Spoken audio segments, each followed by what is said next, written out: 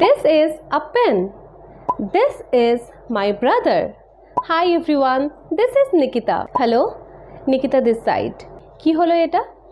আমি একবার দিসকে demonstrative pronoun হিসেবে ইউজ করেছি, একবার নিজের ভাইকে ইন্ট্রোডিউস করতে ইউজ করেছি, একবার নিজেকে ইন্ট্রোডিউস করতে ইউজ করেছি এবং আরেকবার টেলিফোনিক কনভারসেশনের ক্ষেত্রে ইউজ করেছি। দিস দ্যাট দোজ দিজের ব্যবহার আজকের আমরা এই ক্লাসে শিখব। So that is what we are going to discuss in today's English lesson. Hello everyone, my name is Nikita and you are watching easy to learn with Shubhangi, where you learn English easily with me through Bengali. This that those দিসকে আমরা কোনো ব্যক্তি অথবা বস্তুর অবস্থান সম্পর্কে জানতে এবং বস্তুটির বচন অর্থাৎ বস্তুটি সিঙ্গুলার না প্লুরাল এটির বিষয়ে জানতে তখন ইউজ করি। ফার্স্ট হচ্ছে দিস, যখন সাবজেক্ট অথবা অবজেক্ট পরিমাণে একটা থাকবে অর্থাৎ সিঙ্গুলার হবে এবং আমাদের কাছে থাকবে অর্থাৎ আমরা টাচ করতে পারবো, সেক্ষেত্রে আমরা দিসের ব্যবহার করব। For example, this is a pen, এটি হলো একটা পেন। দিস ইজ মাই পার্স, এটি হলো আমার পার্স। This is a new book, এটি হলো একটা নতুন বই। একটা বিষয় লক্ষ্য করো, এখানে প্রত্যেকটি বাক্যে দিস কিন্তু একা এসেছে। দেখো, দিস ইজ আ পেন, এখানে নাউন পেন যেটা লাস্টে আছে। নেক্সট কি আছে? দিস ইজ মাই ওয়ালেট, এক্ষেত্রেও কিন্তু দিস একা এসেছে এবং ওয়ালেট যেটা হচ্ছে নাউন সেটা লাস্টে আছে, অর্থাৎ দিসের ঠিক পরেই নেই। নেক্সট আছে দিস ইজ আ নিউ বুক, এটা হলো একটা নতুন বই। বুক যেটা নাউন সেটাও কিন্তু একদম লাস্টে আছে। এই তিনটি বাক্যেই দিস একা এসেছে, দিসের ঠিক পরে কিন্তু নাউন নেই, তাই এক্ষেত্রে দিস হয়ে গেছে ডেমনস্ট্রেটিভ প্রোনাউন। যে বাক্যে দিস একা আসে, দিসের ঠিক পরে নাউন থাকে না, তখনই দিস হয়ে যায় ডেমনস্ট্রেটিভ প্রোনাউন। কিন্তু আরেকটা বাক্য দেখো, দ্য বুক ইজ নিউ, এই বইটি নতুন। এখানে কিন্তু বুক যেটা নাউন সেটা দিসের ঠিক পরেই ইউজ হয়েছে, তাই এখানে দিসকে আমরা ডেমনস্ট্রেটিভ প্রোনাউন বলবো না, তখন কিন্তু দিস হয়ে যাবে ডেমনস্ট্রেটিভ অ্যাডজেক্টিভ। যখন দিস নাউনের ঠিক আগে ইউজ হয় তখন দিস হয়ে যায় ডেমনস্ট্রেটিভ অ্যাডজেক্টিভ। আরও কিছু example, this purse is mine, এই পার্সটি হচ্ছে আমার। এখানেও কিন্তু পার্স যেটা নাউন ঠিক দিসের পরেই এসেছে, তাই এক্ষেত্রে দিস কি হয়ে গেছে? Demonstrative adjective. Very good.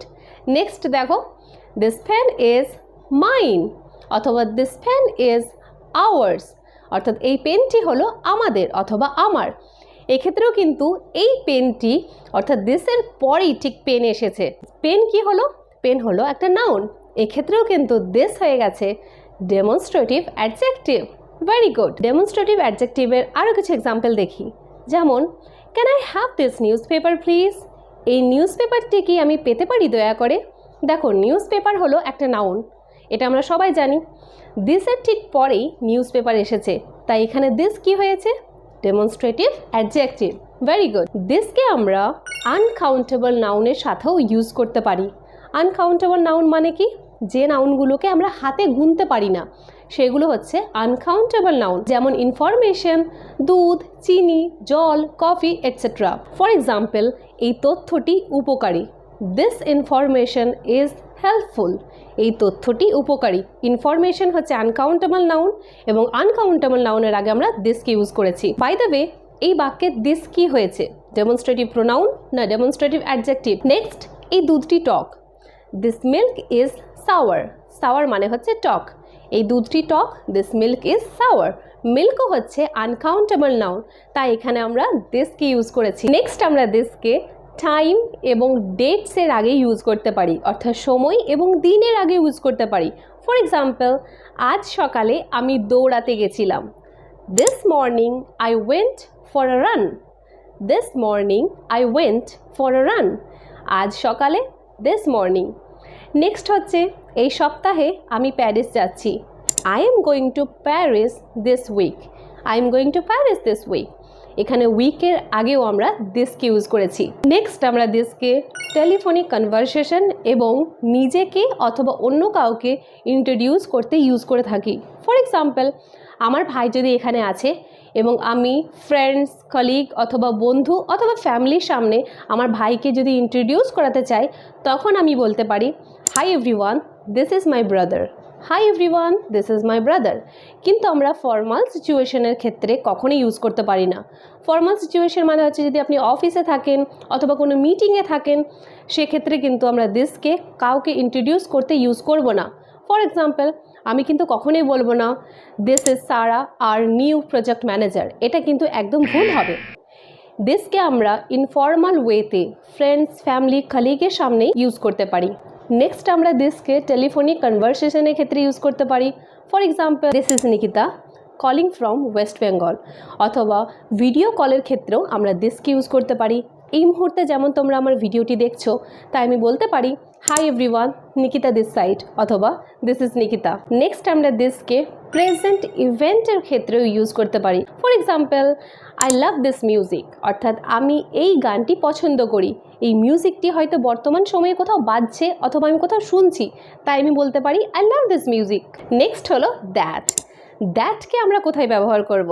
যখন সাবজেক্ট অথবা অবজেক্ট পরিমাণে একটা থাকবে, অর্থাৎ সিঙ্গুলার হবে কিন্তু দূরে থাকবে, সেক্ষেত্রে আমরা দ্যাটকে ইউজ করতে পারি। For example, that is a pen, ওটা হলো একটা পেন। আমি পয়েন্ট আউট করে বলছি দূরে কোথাও পেনটি আছে এবং আমি বলছি ওটা হলো একটা pen. That is my notebook, ওটা হলো আমার নোটবুক। মনে করো নোটবুকটি কোথাও তাকে আছে, শেলফে আছে, এবং আমি আঙুল দেখিয়ে বলছি যে ওটা হলো আমার notebook. That is my notebook. That is my cat, ওটা হলো আমার বিড়াল।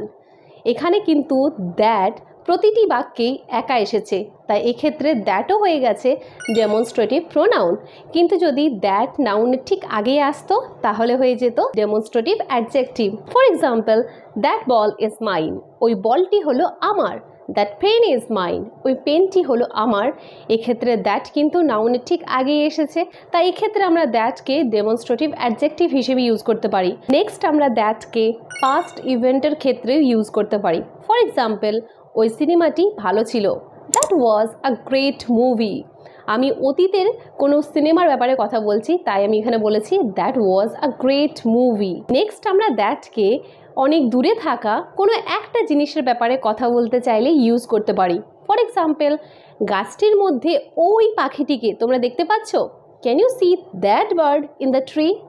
Can you see that bird in the tree মানে গাছটি অনেক দূরে আছে এবং সেই গাছটির মধ্যে একটা পাখি আছে, তাই এখানে আমরা দ্যাটের ইউজ করেছি। যদি অনেকগুলো পাখি থাকতো তখন কি ইউজ করতাম? কমেন্ট সেকশনে লিখে জানাও। নেক্সট আমরা দ্যাটকে দিসের মতোই আনকাউন্টেবল নাউনের ক্ষেত্রে ইউজ করতে পারি। For example, can you pass me that coffee, ওই কফিটা কি তুমি আমাকে পাস করতে পারো? ওই কফি, অনেক দূরে থাকা কোনো একটা কফির ব্যাপারে কথা বলেছি। নেক্সট আমরা দ্যাটকে টেলিফোনিক কনভারসেশনের ক্ষেত্রে ইউজ করতে পারি।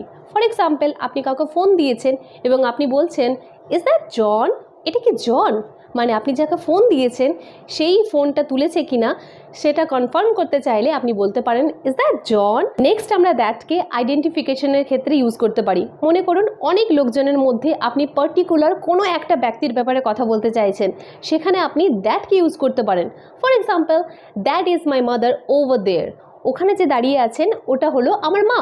নেক্সট আমরা দ্যাটকে পাস্ট ইভেন্ট অর্থাৎ অনেক অতীতে ঘটে যাওয়া কোনো একটা পার্টিকুলার ঘটনার ব্যাপারে কথা বলতে গেলে দ্যাটকে ইউজ করতে পারি। For example, oh yes, the summer of 2002, that summer was a great summer মানে আমি গরমের দিনের কোনো একটা কথা বললাম যেখানে আমি খুব এনজয় করেছিলাম, খুব স্মৃতি জড়িয়ে আছে, সেখানে আমরা দ্যাটকে ইউজ করেছি। নেক্সট, দিস এবং দোজ, যখন অনেকগুলো জিনিস আমাদের কাছে থাকবে তখন আমরা দিসকে ব্যবহার করব, এবং যখন অনেকগুলো জিনিস আমাদের থেকে অনেক দূরে থাকবে তখন আমরা দোজের ব্যাপারে কথা বলবো।